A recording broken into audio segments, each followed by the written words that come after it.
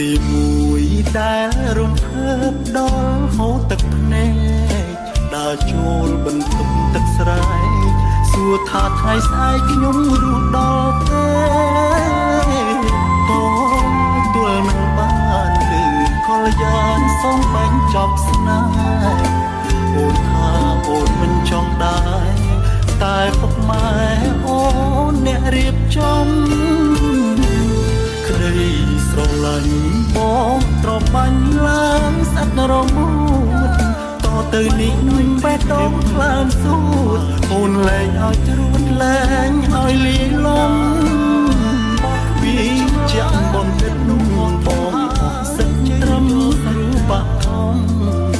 ចង់សោចក៏សោចតែប្រមាធ្ងន់ដូចទូភ្នំស្មុកពេញមើលទៅជាបា